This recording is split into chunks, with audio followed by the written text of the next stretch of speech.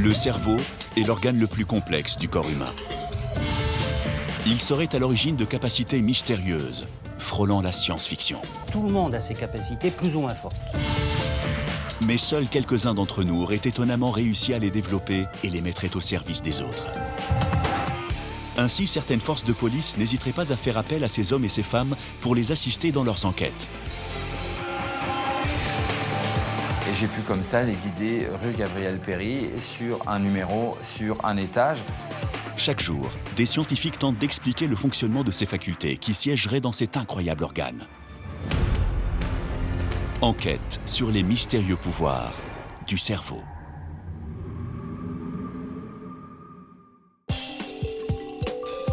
Tordre une barre de fer, localiser des personnes disparues, connaître le passé d'un objet, tout cela grâce à la seule force du cerveau. Voilà les 3 pouvoirs dont certaines personnes seraient dotées. Le premier de ces pouvoirs est la radiesthésie. Radiesthésie vient du latin radius, rayonnement, et du grec esthésie, sensibilité, sensibilité au rayonnement. Donc un radiesthésiste, c'est avant tout quelqu'un qui a cette faculté naturelle. Gérard Grenet est lui-même radiesthésiste. En tant que radiesthésiste, je peux retrouver, on va dire, un petit peu tout ce que les autres moyens hors radiesthésie n'arrivent pas à trouver. En effet, n'importe quel objet, animal ou être humain émet des ondes. Grâce à la radiesthésie, Gérard Grenet serait capable de capter ces ondes qui vont l'aider dans sa recherche. Et pour mieux ressentir ces vibrations, le radiesthésiste a recours à un pendule. Donc le pendule, c'est-à-dire une masse de 30 à 50 grammes attachée à un fil d'environ 20 cm qui permet de travailler sur plan, c'est-à-dire vous travaillez sur la table, sur des plans, des cartes. Pour tenter de retrouver et localiser une personne disparue, Gérard utilise une carte, son pendule et une technique simple. Je vais installer un quadrillage sur ma carte et je vais interroger au pendule carré par carré, jusqu'au moment où je vais avoir un des carrés qui répond. Plus je vais m'approcher, plus je vais avoir une différence dans le ressenti pendulaire. Le pendule n'est qu'un prolongement de soi, quelque part. Vous voyez, donc quand on utilise un pendule, c'est le prolongement de sa propre énergie. C'est cette énergie qui permettrait au radiesthésiste de retrouver ce qu'il cherche. Mais comment cela fonctionne-t-il ? Pour une faculté paranormale, ce qui est assez étonnant, c'est qu'elle apparaît effectivement dans un état second. C'est-à-dire comme si finalement nous étions dans un état de transe. Dans cet état de réflexion profonde, ces personnes seraient alors capables de synchroniser leurs ondes cérébrales avec celles de la Terre. On est complètement sur la même fréquence que l'écorce terrestre, ce qui va nous permettre à ce moment-là de ne plus utiliser notre conscient, mais notre inconscient. Et notre inconscient, pour ma part, est tout à fait connecté à l'univers tout entier. Donc c'est une banque de données sans limite. Pour Gérard, ces données se transformeraient alors en images, lui permettant ainsi de retrouver des personnes disparues. Mais il existerait un deuxième pouvoir inhérent à notre cerveau. Il permettrait de déplacer ou tordre un objet par la seule force de la pensée, la télékinésie. C'est l'action par la pensée sur des objets.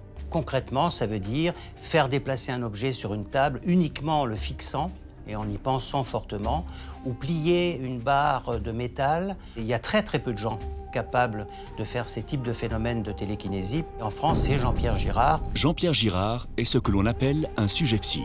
Ça veut dire simplement un sujet qui émet, qui a des facultés pour produire des phénomènes paranormaux. Jean-Pierre Girard s'est prêté pendant de nombreuses années à toutes sortes d'expériences scientifiques pour essayer de prouver l'existence de son pouvoir.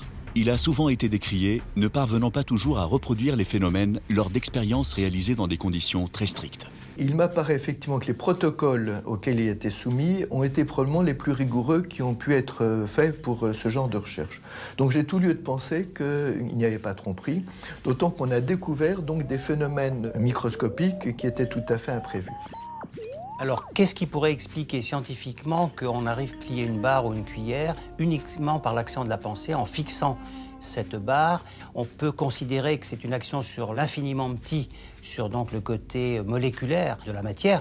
Donc là, on est dans l'infiniment petit et c'est pour ça qu'aujourd'hui, on n'a pas d'explication réelle. Jean-Pierre Girard a accepté pour nous de refaire une de ses expériences en pliant une barre de métal par la force de son esprit. Alors avant toute chose, c'est une barre qui a une résistance mécanique extrêmement élevée. Pour la courber, il faut vraiment faire un effort très important. Et on voit qu'elle se courbe, mais elle ne reste pas courbée. Avant toute chose, on vérifie évidemment que cette barre est bien droite. Ah, c'est l'étiquette qui fait ce bruit-là. Donc, je vais par psychocinèse tenter, en la caressant, de la courber sans faire d'effort physique.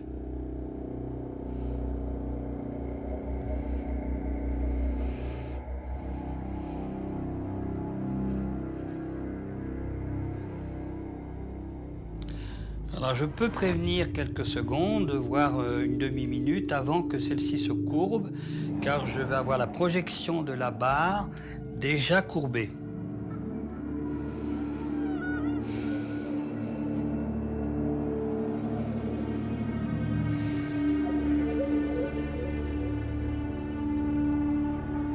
En fait, j'essaie d'établir un contact avec la matière, en sachant que celle-ci est composée d'atomes, d'électrons qui tournent autour de ces noyaux, et que je vais tenter au fond de désorganiser ces électrons.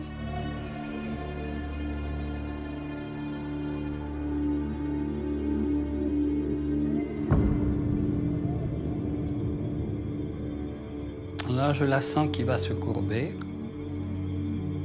Je la vois. Je la vois. Je la vois qui se courbe.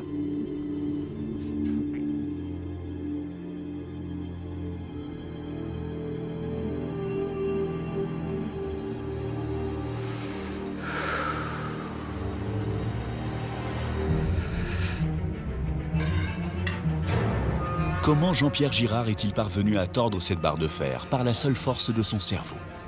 Y aurait-il une explication secrète et cachée? Ou alors la télékinésie existerait-elle réellement? Ainsi, s'il serait possible d'agir sur les objets par la seule force de son mental, il serait également possible d'en connaître le passé. Il s'agit du troisième et dernier pouvoir de notre cerveau, la psychométrie. La psychométrie, c'est la faculté de pouvoir tirer une information d'un objet apparemment inanimé. Vous prenez un objet, quel qu'il soit, et simplement en vous concentrant dessus et en le prenant dans les mains, vous essayez d'entrer en contact avec, et vous pouvez être capable de raconter l'histoire de cet objet, dans quelle époque il a vécu. Pascal Lafargue posséderait un tel pouvoir. Il suffit d'être sur un lieu, de poser la main sur un mur, ou si je ne peux pas me déplacer sur le lieu, eh bien on va me donner un support qui a appartenu au lieu. Ça peut être un morceau de pierre, un morceau de bois, mais il me faut toujours un support de travail. Selon Pascal, c'est au contact de ce support que le passé se révélerait à elle sous forme d'image. Je me retrouve propulsée comme dans un autre espace-temps, c'est-à-dire en fait, je vois comme un film se dérouler devant mes yeux. Je vois, j'entends, j'ai des odeurs, j'ai des sons.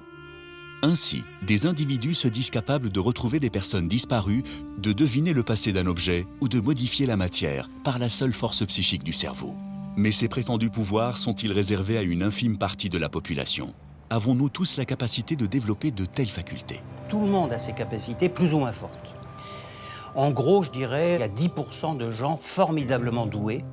J'aime bien la notion de doué, c'est-à-dire c'est comme on est doué en maths ou doué en sport. Il y a des gens qui, dès le départ, ont ça en plus que les autres. Ainsi, certains d'entre nous auraient ces pouvoirs inscrits dans les gènes dès la naissance. Mais comment le savoir? Et comment ces pouvoirs se développent-ils?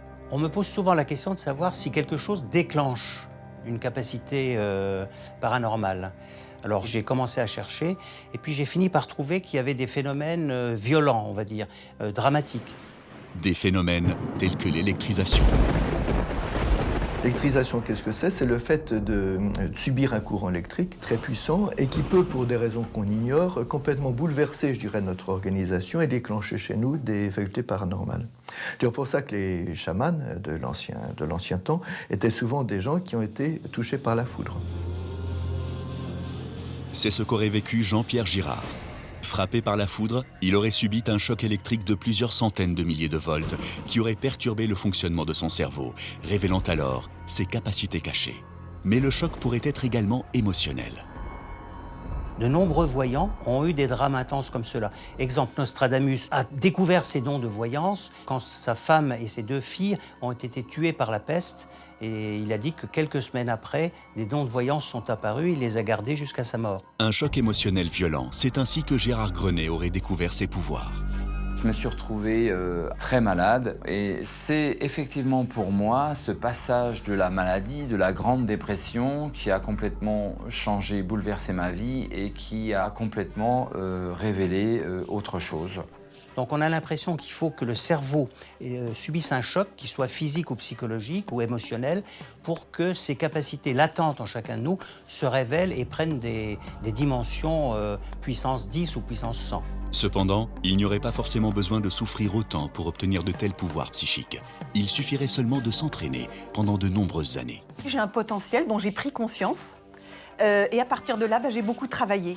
J'ai fait des psychométries, des centaines, des milliers de psychométries depuis 27 ans, mais c'est surtout le travail. Je crois que c'est l'entraînement et le travail qui fait qu'on devient à un moment donné performant. Quelqu'un qui se rend compte qu'il a encore quelque chose qui est là, qui est vivant en lui, une capacité, plus il va l'utiliser, plus elle va prendre sa place, plus elle va s'épanouir, plus elle va trouver sa force. Selon les spécialistes du paranormal, nous posséderions tous un potentiel que seules de rares personnes seraient capables d'exploiter au point d'obtenir des pouvoirs hors du commun. Des pouvoirs qui seraient utilisés dans des circonstances que nous n'imaginons pas. Ainsi, il arriverait que des forces de police demandent dans certaines enquêtes l'aide de radiesthésistes, ces individus capables de localiser une personne à distance par la seule force de leur mental. Gérard a ainsi été appelé pour retrouver un suspect qui se serait caché en banlieue parisienne. Je me déplace en moto et très souvent j'ai mon plan de banlieue avec moi. Gérard va alors feuilleter son plan, le pendule à la main, jusqu'à ce que celui-ci réagisse. Et donc très vite j'ai pu déterminer qu'il était sur la commune de Pantin. Et là, je me suis fié simplement à l'index des rues du plan de banlieue. J'ai glissé avec mon doigt, comme ça, de rue en rue en rue. À un moment donné, sur G, Gabriel Péri, j'avais mon pendule qui s'est mis tout de suite à me donner une réponse positive. Et j'ai pu comme ça les guider rue Gabriel Péri sur un numéro, sur un étage.